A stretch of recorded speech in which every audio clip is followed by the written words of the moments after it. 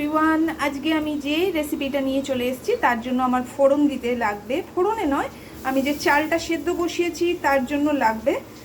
এখানে আছে দারচিনি, এখানে আছে ছোট এলাচ, এখানে আছে সামান্য একটু নাটমেগ, লবঙ্গ, জয়িত্রী, বড় এলাচ।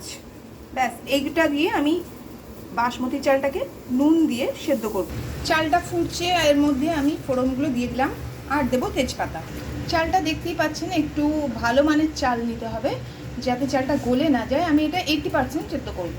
এখানে দিয়ে দেবো আমি কিছুটা পরিমাণ সাদা তেল। এখন দিয়ে দেবো খুব সামান্য পরিমাণ ভিনিগার। আপনাদের কাছে লেবুর রস থাকলে লেবুর রসটা দেবেন। এখানে আমি নুনটা এমনভাবেই দিয়েছি যাতে জলটা একটু নোনতা লাগে, তাহলেই কিন্তু চালের মধ্যে নুনটা ঠিকঠাক ঢুকে যাবে। উপর থেকে 1 চামচ চিনি ছড়িয়ে দিয়েছি। এবার ভাতটাকে উপর নিচ করে নাড়াচাড়া করে নেব।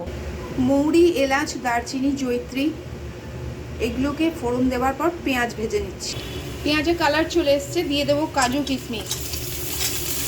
আপনারা ইচ্ছে করলে পেঁয়াজ ভেজে তুলেও রাখতে পারেন, আমি আর তুলে রাখলাম না, এর মধ্যে কাজু কিশমিশটা দিয়ে দিলাম।